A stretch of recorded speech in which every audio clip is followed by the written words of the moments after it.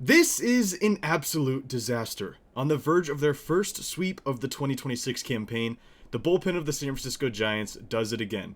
Once again, raising questions about Buster Posey's decision to not build a bullpen and solidifying the idea that Tony Vitello was given one of the worst bullpens in recent memory for the San Francisco Giants to work with. We will break that down here on SF Giants Digest. If it's your first time here, I am your host, Michael Monreal. Welcome to the channel. And if it's not your first time, you've been here before, welcome back to the channel. Now, before we get into today's video, make sure to go down below and hit that subscribe button. About 75% of you guys who watch the videos are not actually subscribed to the channel. It's completely free, takes just a second of your time, and really does help us to bring the best Giants content and analysis on YouTube. So if you enjoyed today's video and have been enjoying them over the past few weeks, make sure to go down below and hit that button. That would be much appreciated by myself and everyone over at Digest Media. Now, the Giants bullpen has been one of, if not the most important talking points of this entire 2026 campaign. If the Giants were to convert even half of the saves they'd had opportunities in, they'd be a completely different ball club. They'd be closer to 500 in that ballpark. They'd be within striking distance of the National League wildcard race, and they'd be much closer to a position to potentially buy at this year's deadline. Now, obviously, it makes way more sense to sell this year. There's no question that the Giants should sell in a month when the deadline comes to fruition, but right now, the bullpen does it again. We'll break down what they did in this afternoon's game against the Sacramento Athletics. Now, everything was going great. Landon Roop looked relatively strong in his outing. He went 6 innings, giving up 6 hits, 2 earned, struck out 6. And Ryan Walker had a rough start to the 7th inning, but the Giants still had a strong lead heading into that 7th inning.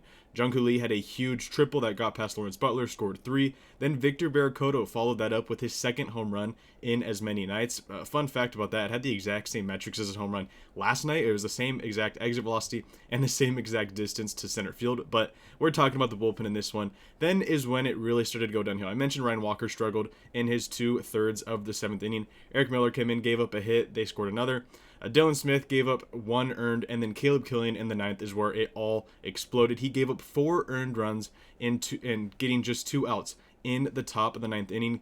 The A's ended up getting a 9-6 lead in that inning, and obviously you could expect that the Giants did not end up scoring anything in the bottom of the 9th, and they end up losing the game 9-6. They were in position to have their first sweep of the year. It's pretty sad to say that we're almost in the month of July, and the Giants have not swept a single series, even against some of the worst teams in baseball they've played. You know, the Rockies. There's a lot of bad teams the Giants have played so far this year, and they have yet to sweep a single team. They were on the verge of doing it, and the bullpen blows it. This is just a heartbreaking loss. It seemed like for once this year, there could be realistic expectations to not turn things around necessarily, but just build a little bit of a winning streak. You could have swept a solid team here this weekend, and the A's a strong offense, but ended up not doing so thanks to the bullpen. And we'll get into some of the questions around Buster Posey, what this means for Tony Vitello, but I want to highlight just how bad the bullpen has been in recent memory. Now, since May 15th, so about a month and 2 weeks, a month and a half-ish,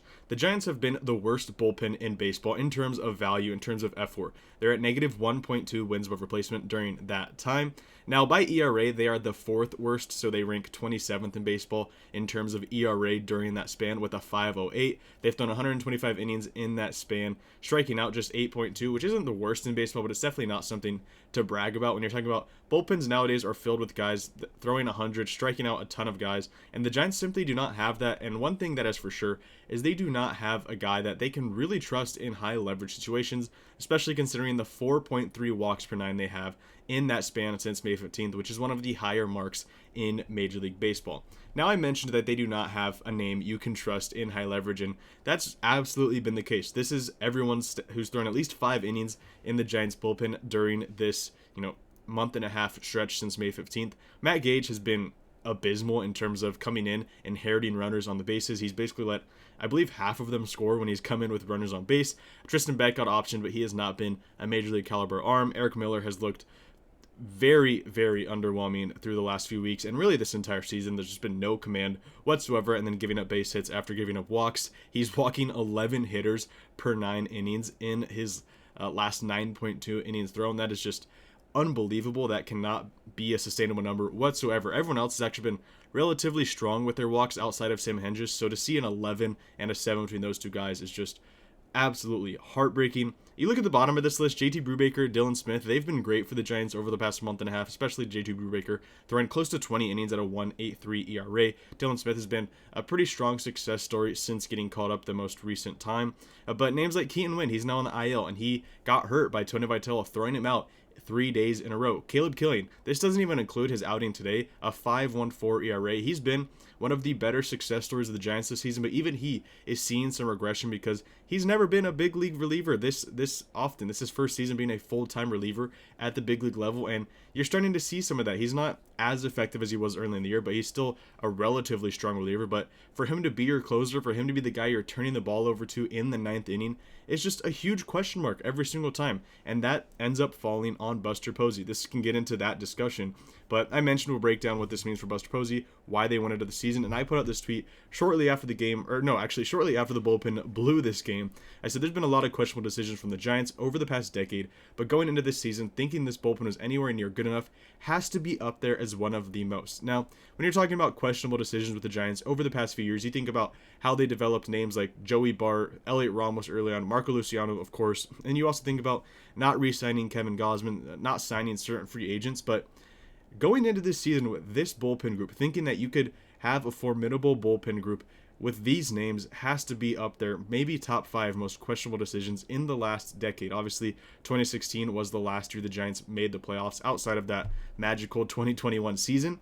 Since then, there's been a ton of question marks with this organization, with the direction they're going, but thinking that these names, these minor league free agents, these guys coming off of injury, thinking that this can build a strong enough bullpen to contend in the National League West and the National League wildcard picture is just a huge question mark. And Larry Baer went on KMBR earlier today saying that Buster Posey had no restraints on what money he could spend on the bullpen, and still deciding to not go after Edwin Diaz, who is apparently the only free agent reliever available, going after some of the other lower tier names in free agency that have proven to be reliable big league relievers is just a huge question mark, and you really have to wonder what Buster Posey was thinking. Was it secretly coming from ownership, or did he simply think that the guys they had in-house, some younger arms, and then some of the minor league free agents they bought were good enough to build a strong bullpen, which clearly has not been the case. Now, one thing I want to close out on here is I want to defend Tony Vitello in his first year as the Giants manager. Now, I mentioned this tweet about halfway through today's game. I said I've been vocal about it being tough to fully grade Vitello as an MLB manager when he was given a significantly flawed roster and one of the worst bullpens the Giants have had since moving into Oracle. He hasn't been perfect, but he's far from the problem. And I think this has absolutely been the case. When you're turning to your relievers in the 6th, 7th, 8th inning, and you do not have any formidable, trustworthy arms in the back end of your bullpen, then how do you blame Tony Vitello for making some of the moves he has? He has to go with the hottest hand, and when you don't have any proven big league high leverage relievers in your bullpen, it's hard to grade him on his decisions because who else is he going to turn to? He's going to his best options. They're just simply not good enough. Now, I do think Tony Vitello is the right guy for this job. It might have been a few years early to hire him, once the young crop of prospects come up, the Bo Davidsons, the Parks Harbors, the Joshua Gonzalez, Johnny Levels, Luis Hernandezes, the Kayamas, the Martinezes, the Arms. When these guys come up, I think Tony Vitello is absolutely the right guy to be heading the San Francisco Giants. So I want to defend him a little bit. Yes, he has not been perfect. I will admit that. There's been a few questionable decisions throughout the first 3 months of the season, but saying that he's not good enough for this job is just, it's too early to tell. He was given a significantly flawed roster, as I said within this tweet. Now, before we get out of here, go down below, leave a comment, letting me know your thoughts on this Giants bullpen, on Buster Posey's decision to not build it this offseason, and Tony Vitello's managing through the first few months of the 2026 campaign. I want to read your guys' thoughts on all of that down in the comments, so make sure to leave one down below. And if you enjoyed today's video, make sure to hit that subscribe button. It would really mean a lot to myself and everyone over at Digest Media. Thank you so much for watching.